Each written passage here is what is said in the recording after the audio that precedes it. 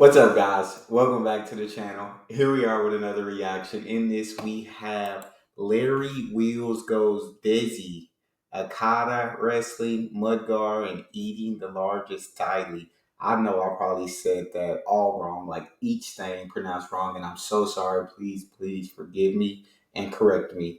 If you guys happen to enjoy this video, please don't forget to smash that subscribe button, get a video a thumbs up. Also, if you'd like to support the channel further, in the description there's a Patreon. If you'd like to support the channel further, hit that join button and become a member. I'm sorry about that.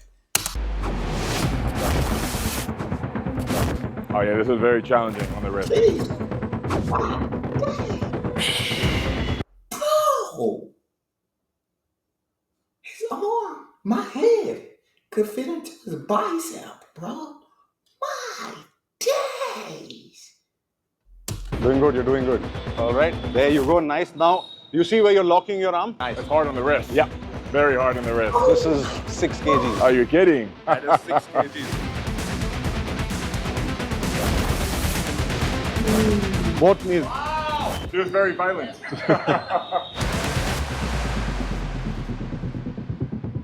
We're just going to head into an Akhada. Now, Akhada is a traditional wrestling pit, right? It's places where young boys are groomed to become wrestlers in India. This one in particular is started in 1970, so it's a pretty old Akhada. Come, I'll show you. What does the wrestling atmosphere look like in India? I've not heard of too many wrestling. I've not heard of wrestling in India or too many wrestlers coming out of India. So, you know, in the US, we got WWE, NXT, and AEW. I think it's AEW. Bunch of stuff. What does it look like in India? Is wrestling like a huge thing, or is it kind of something that's not as big right now, but picking up popularity, or is it just very niche? Thank you for having me. You know what Akhada means? Does it mean tough? It does. Yes. Well, spoiler alert, he told me what that means off camera. I had no idea. Behind me, we have, is this called Akhada? This is the Akhada. This is the traditional wrestling spaces in India. This is where young boys are groomed to become wrestlers who go on and represent the country at different forums. So this is very different from mat wrestling, but this is the first step where they start and then they graduate. So I have many questions about this sport, but for now, I'll leave it at just one. How come the mud and not the mat? Mud has traditionally been a lot more accessible, right? What you see here is something that has been happening in India for centuries. Back then, there were no mats, obviously. But mud has been traditionally accessible. It's softer for your joints as well. And at the same time, it also creates a lot of resistance when you're walking on it. When we start training with the equipment here, you'll also see how unstable it gets, right? So it actually works on a lot of your stabilizer muscles as well. So there are multiple factors as to why mud. Understood. And then very close to us, we have what looks to be big clubs. What will those be for? So the two in the middle that you see are known as the Hanuman Gada. Now these are the traditional weapons that were held by the deity who is supposed to be the host of all Akhadas in India. And what you see at both the extremes is known as the Vajra. Now these are heavier clubs and we'll graduate to them once we've got our fundamentals sorted with the smaller ones. Understood. I love it. I feel like that's so cool. I always feel like so many things in India tie back in with like tradition. And that's really awesome for me because I feel like India, where I feel like the British came, of course, and it feels like they kind of wiped out a lot of traditions. But it feels like either India still had it all along or it's just starting to get that back. The people that held on to those traditions is starting to get big again. I could be wrong. I'm just going off the videos that I've seen. But this is awesome. Lastly, has any bodybuilders come to this space before? I'm actually not too sure if bodybuilders have come to this space before or not, but I'm pretty sure the bodybuilders in India would have definitely experienced mud wrestling, would have experienced using these equipment in some form because this is as rooted as it gets in India. Irrespective of the state that you go in, in India, you'll find some representation of this in every state in India. Understood. Well, thank you for the explanation. And I believe now I need to get changed and prepared to be in the mud. So before we go into the pit, we're going to pay our respects. We will do this twice, ask for the blessings, and now we're going to enter the pit. Is this the first time you've entered a mud pit? Yes, this is the first time in my life I've ever entered a mud pit, and it does not feel as I was expecting. It feels like I'm stepping on like cookie dough or something. It's very comfortable. First, tell me, what has been your experience of this? Like, have you seen this before? Have you held one before? I have seen something similar to it recently, but not this exact model. This is different still. All right. So what I'd want you to do right now for the first minute is to just experience, get a touch and feel of what it feels like, because the weight is very different to what you're used to. Not in terms of how heavy it is, but in terms of how it operates. Because in your field, you're used to weights that are equal on both sides and you're working through one plane of motion, right? But here we're going to work with a swinging motion, which will also push us to move in all three planes of motion, right? Just tuck your arm in, try and hold it here. Hold at the bottom. Yeah. How heavy do you think this is? If I had to guess, let's say 20 kg. This is 6 kgs. Are you kidding? That is 6 kgs. So 6 kg. now imagine if this is 6 kgs and it's feeling like 20, what will that do? Oh my God, that's going to be a challenge. Yes. I just want you to take this back, nice and easy. Nice and easy, right? And now one swift motion, we're going to exhale and come forward, bring it back to a 90. Inhale as you go back, exhale as you come forward. One more. Would you feel similar activation if I'd given you a 6 kg dumbbell? Definitely not. Completely different. Now, I'm gonna... It's also so dope to see like different countries, different cultures, like what equipment people use, how people work out. It just feels so good. People have different cultures, different countries have such different methods of training. Like it's introduce you to the most quintessential movement known with any form of club equipment. In India, we call it the parikrama. Get you through the basics first, right? The weight will never drop in front of the body. We're going to drop the weight only behind the body. So my goal is constantly going to be to aim this across on the other shoulder, back, and we pull. The breathing pattern remains the same. We inhale. Painful. We exhale. Okay. All right, nice and slow. Inhale as you go back, exhale as you come forward. Now tell me, where all do you feel it? Try and keep your frame stable. Feel it. Well, I feel now my hands are very slippery already. So it's a real grip challenge. It is, absolutely. It is slipping up my hand, and I feel... You can use a bit of mud to actually help you. Okay.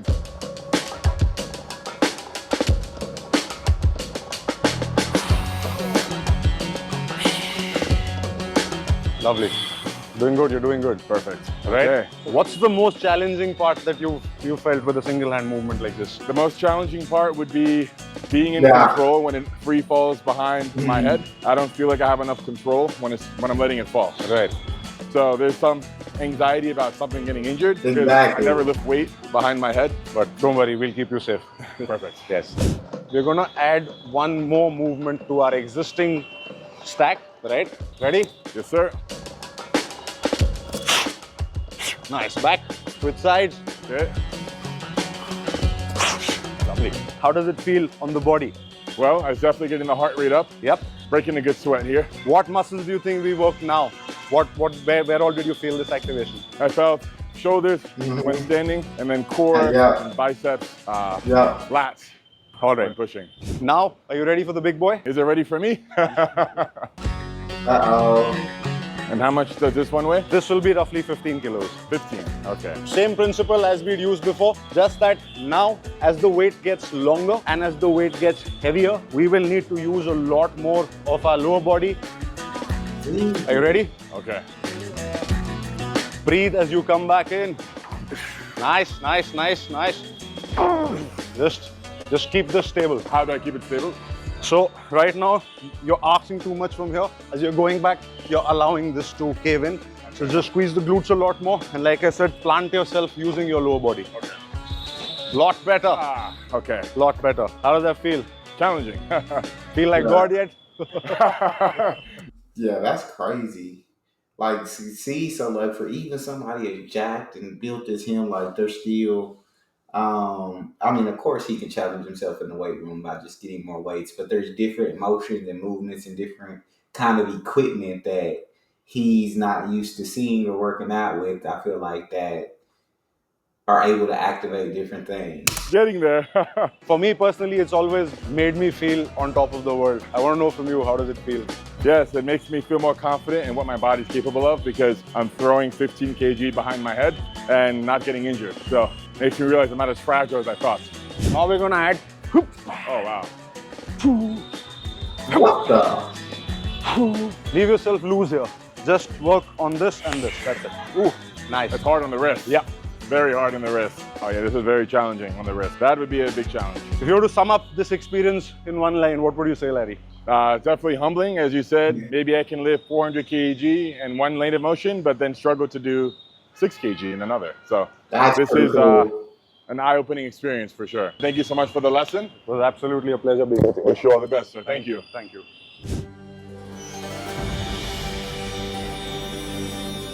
So we've taken Larry through what warming up and working out with the traditional Indian strength training equipment looks like. He's experienced that, and now it's time for him to experience what the foundations of Indian mud wrestling look like.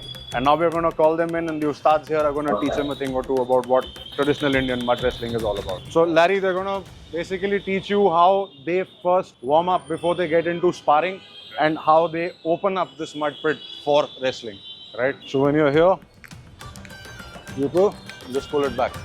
Do this and just pull it back, right? So what you're actually doing is again just warming up, right? That's what you're going to do.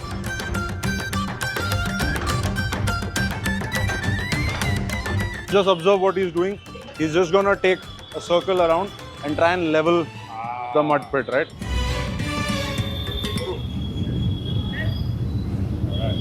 So Larry, do you know why they're doing this? As you start sweating and in your sparring, you're not going to be able to hold the person. So this is predominantly used to help the other person also get grip. I feel one with the earth, we're connected to nature. I don't want to use the word dirty, but disconnected since I'm a child. He's going to teach you some foundational movements of mud wrestling.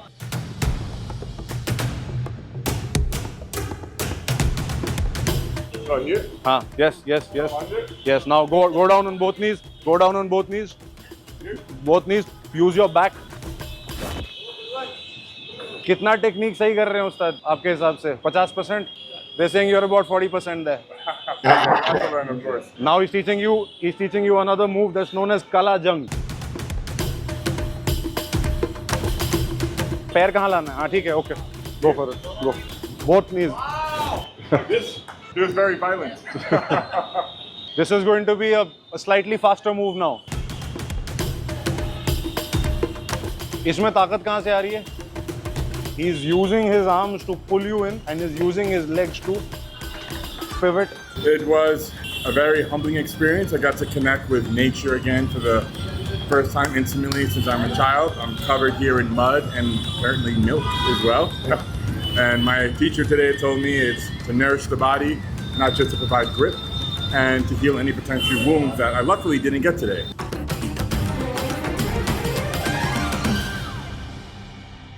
See, look at this man on the end, bro. Oh, both the guys on the end just absolutely strong. I'm sure all of these guys are ridiculously strong, though, especially when I see them working out in the motions that they working out in. I don't like staring at this picture, so. I just had a very intense workout. Now you can pause it. But that was kind of awesome.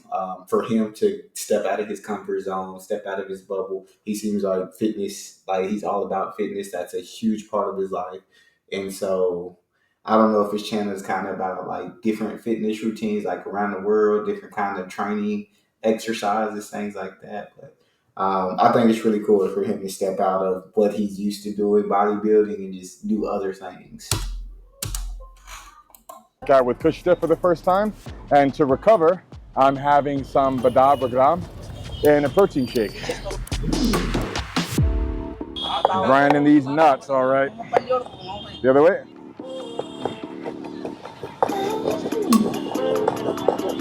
Yeah, that's a workout right there. My badam bagra is ready. So to make it even better, I'm gonna add 1 scoop of Biozyme Iso Zero protein, full scoop there. Mix it up. Oh, Lord. Oh, this powder mixes fast. Okay. Wow, that tastes delicious. Really? Unbelievable. As good as it tastes, I would go through the 20-minute hassle of grinding the almonds to make this again. This is amazing. Okay. So Larry, we are going for the second Indian experience of the day after your Akhada morning. We are going to have an Indian Thaali. Indian Thaali. We are all waiting to see your reaction when you see the size of the Thaali. I have no idea what to expect. I didn't spoil the experience and look up anything. Oh my God. I think you were right. It's gonna take 4 of me to finish this. This is going to take 4 Larry wheels to finish off. This is unbelievable. I don't even know where to start. I don't recognize anything but the gulab jamun. Now you know And the rice. when we said this is India's biggest Thaali, we meant it. This is unbelievable. I think I recognize a couple of dishes here. Okay, like which ones? Okay, of course, the gulab jamun, rice. Looks Gulab like jamun, rice, yeah. butter chicken here. Yeah. Here would be about 46 items in this Okay, one. 46. Unbelievable. And then I'm sure he has to take in so many calories every day to stay like built like that. And so like I'm sure these aren't what his plates look like at home every day, but I'm sure he can put away his fair amount of food. Okay, Yeah. sure looks like it. So now that you said that it takes 6 people to finish this Yeah, off. yeah, obviously. Yeah? Yeah. So Larry is 4 people. Yeah. If And I then put my mind to it, I can finish this by Yeah, myself. earlier days we have offer on this thali. If somebody can finish this thali, yeah. we just offer 2 lakh rupees. Wow. How much So USD So is that? that's 2,000 2,500 US dollars. Are you kidding? Yeah. All right, guys, sit over there. I'm gonna take care of this right now. $2,500 if you can- Oh, everything. Don't nobody touch this because I'm finna. He's not winning that. It's just too much. I'm sure there are certain people who are capable. I've seen people on YouTube, TikTok that are insane, but I don't think he can do this. I think he can put away a fair amount, but he can't finish that by himself. Finish this off on your own.